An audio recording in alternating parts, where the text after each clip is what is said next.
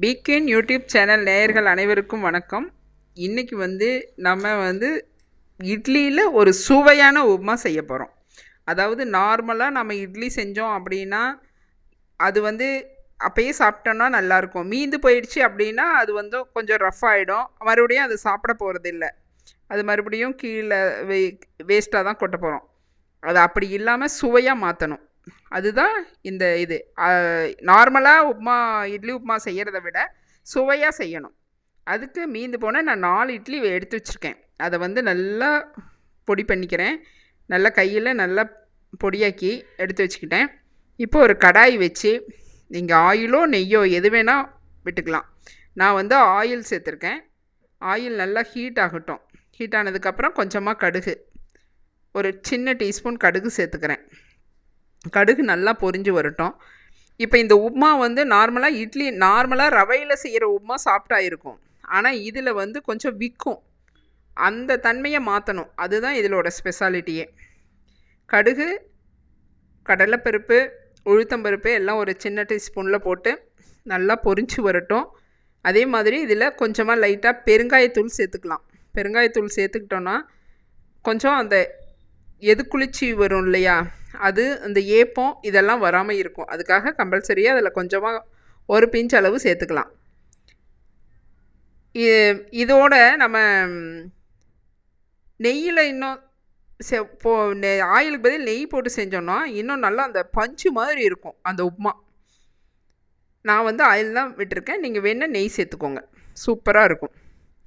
சின்ன வெங்காயம் கட் பண்ணி வச்சுருக்கேன், அதையும் சேர்த்துக்கலாம். பெரிய வெங்காயம் வேணாலும் போட்டுக்கலாம்.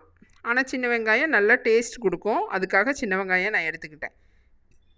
இது கூட பச்சை மிளகாய் ஒரு 2-3 பச்சை மிளகாய் நான் கட் பண்ணி சேர்த்துக்கிறேன்.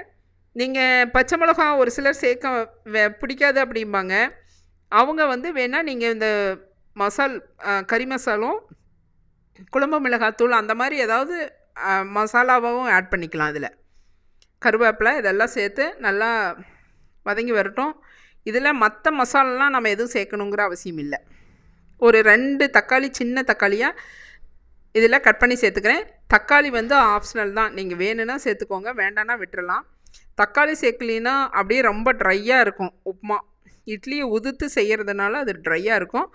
அந்த ட்ரை இல்லாமல் இருக்கணும், கொஞ்சம் பேஸ்ட் மாதிரி வேணும் அப்படிங்கிறதுக்காக தான் 2 தக்காளியை சேர்த்து நல்லா வதக்குகிறோம். ஏன்னா இந்த தக்காளியோட அந்த நீர்ச்சத்து அந்த இட்லி அப்படியே பிடிச்சி வரும். அப்போ பார்த்திங்கன்னா கிரேவி மாதிரி நல்லாயிருக்கும். இதுக்கு தேவையான உப்பை சேர்த்துக்கலாம். நம்ம ஆல்ரெடி இட்லியில் உப்பு இருக்குது, அதனால் பார்த்து அளவாக சேர்த்துக்கோங்க. ரொம்ப அதிகமாக போட்டு கரிக்கிற மாதிரி இருந்தால் சாப்பிட முடியாது. அதுக்கு தகுந்த மாதிரி செஞ்சுக்கோங்க. இது நல்லா இப்போ உப்பு போட்டோன்னே நல்லா தக்காளி கொஞ்சம் பேஸ்ட்டாக மசியட்டும். அப்புறம் ஒரு சின்ன டீஸ்பூன் மஞ்சள் பொடி சேர்த்துக்கிறேன். மஞ்சள் பொடி வேண்டாம், வெள்ளையாக வேணும் அப்படின்னா நீங்கள் ஸ்கிப் பண்ணிடுங்க மஞ்சள் பொடியை. பாருங்கள், இதெல்லாம் அப்படியே கொஞ்சம் வதங்கி தக்காளி குழஞ்சதுனா தான் அந்த எசன்ஸு இட்லியில் பிடிச்சி நல்லா அந்த விற்காமல் நல்லா வரவரன்னு இல்லாமல் நல்லாயிருக்கும்.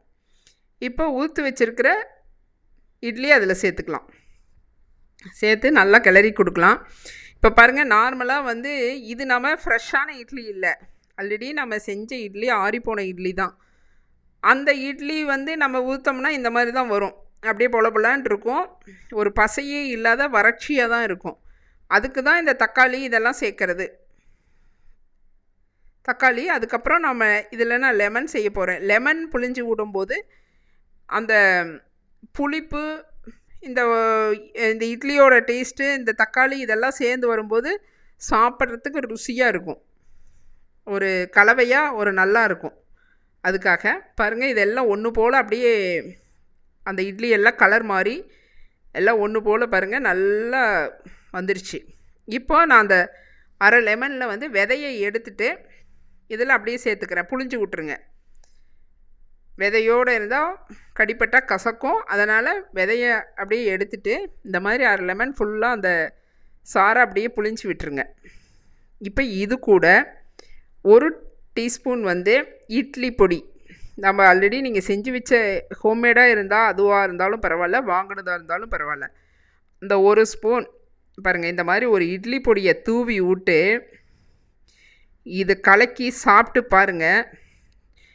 இதோட கொஞ்சமாக மல்லிப்பொடி இதை சேர்த்துக்கலாம். இது எல்லாம் அப்படியே ஒரு பெரட்டிட்டு இதை வந்து நீங்கள் சாப்பிட சர்வ் பண்ணி பாருங்கள். குழந்தைங்க பெரியவங்க எல்லாமே இதை வந்து ஒரு டிஃப்ரெண்ட்டான டேஸ்ட்டாக இருக்குது. இது இட்லி உப்புமாவே இல்லை அப்படின்னு தான் சொல்லுவாங்க. நீங்கள் நார்மலாக இட்லி செஞ்சிங்கன்னா கூட எனக்கு இந்த மாதிரி உப்புமாவாக செஞ்சு கொடு அப்படின்னு தான் கேட்பாங்க. அந்த அளவுக்கு இது அவ்வளோ டேஸ்ட்டை கொடுக்கும். இதோடு நீங்கள் இட்லி பொடியும் லெமனையும் சேர்த்து செஞ்சிங்கன்னா டேஸ்ட்டு அப்படி இருக்கும். நீங்கள் வேணால் செஞ்சு பார்த்துட்டு நல்லா இருந்ததா இல்லையாங்கிறத கண்டிப்பாக கமெண்ட் பண்ணுங்கள். அதே மாதிரி வீட்டில் செஞ்சு பெரியவங்களுக்கு குழந்தைகளுக்கு கொடுங்க. இட்லி மீந்து போயிடுச்சு அப்படிங்கிற கவலையே இல்லாமல் அதை ஒரு டிஃபனாக நம்ம மாற்றிடலாம். இதே மாதிரி செய்யுங்க. பிக்யூன் சேனலை லைக் பண்ணுங்கள், சப்ஸ்கிரைப் பண்ணுங்கள். மீண்டும் அடுத்த வீடியோவில் சந்திக்கலாம். நன்றி, வணக்கம்.